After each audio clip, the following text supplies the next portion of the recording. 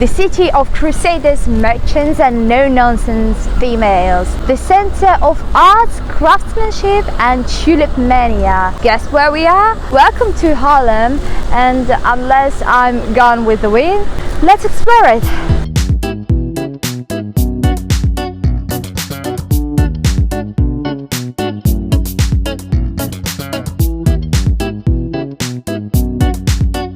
Forget Amsterdam for a second. Take a quick train ride away and you'll find Haarlem, the city that feels like Amsterdam's cooler older sibling. Same canals, same Dutch charm, but without the tourist stampede and I love Amsterdam hoodies. Haarlem is where you actually get to breathe, sip a beer and pretend you're a local intellectual instead of part of a stag party from Essex. Haarlem's story goes way back, and I mean way back.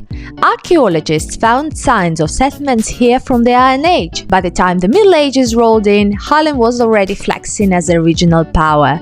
The name itself comes from Haarlem, which basically translates to home on the sand dunes. Sounds cozy, right?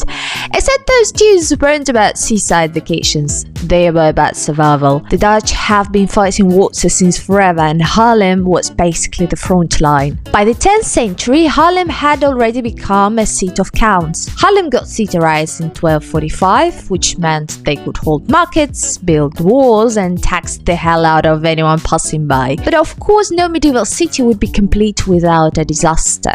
The growing economic importance of shipping and its overall increase resulted in Amsterdam becoming the powerhouse in the northern part of the region. So Haarlem took the second place, became more of a suburban provincial city.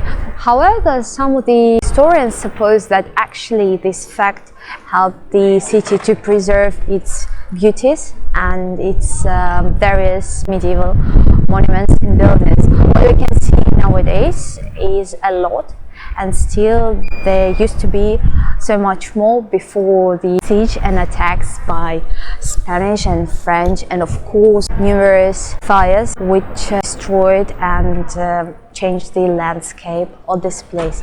Still, Haarlem is considered nowadays one of the most historically filled, let's call it, places with lots of buildings and statues and monuments, so you can imagine what it was like once upon a time. Fires ravaged Haarlem multiple times because apparently people back then thought building houses out of wood in a windy place full of open flames was a great idea, but Haarlem kept bouncing back, each time a little stronger and a little richer. By the 14th and 15th centuries, Haarlem wasn't just surviving, it was thriving. It became one of the most important cities in the county of Holland. But why? Textiles. Haarlem was like the Zara of the Middle Ages, cranking out cloth and making serious money. Merchants here got so rich they started commissioning art and churches just to show off. Fast forward to the Dutch Golden Age, the 17th century, when the Netherlands turned into the Elon Musk of Europe. First up, tulips. Yeah, Haarlem was one of the epicenters of tulip mania, the world's first economic bubble. Imagine Bitcoin but with flowers. People were literally selling their houses to buy bulbs. And Haarlem was the Wall Street of this madness. Rich merchants threw fortunes at tulip bulbs like they were lottery tickets, hoping to flip them for profit. Spoiler alert, the market crashed, everyone lost their shirts, but hey, at least Haarlem got a reputation as the city of flowers. Even today, Haarlem is the capital of the Dutch flower growing region, so yeah, tulips are still a big deal here, just less likely to bankrupt you. But Haarlem wasn't only about flowers. Enter Frans Hals, the city's rock star painter. While Rembrandt was brooding in Amsterdam, Hals was here in Haarlem painting drunkards, musicians and civic guards with such swagger that his brush strokes looked like they're partying on the canvas.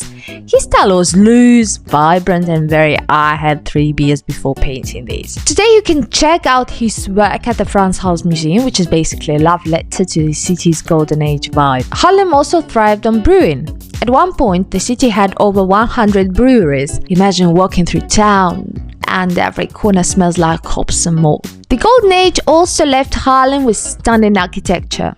Walk around today and you'll see gabled houses, cobblestone streets, and the massive St. Bava church.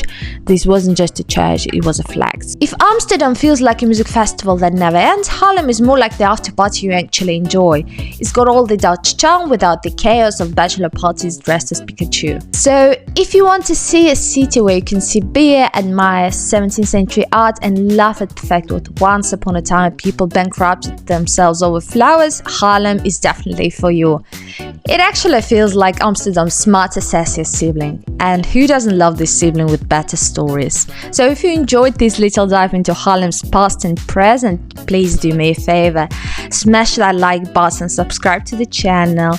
Don't forget to press the bell button to get all the notifications. And stay tuned. Trust me, you don't want to miss my next adventure.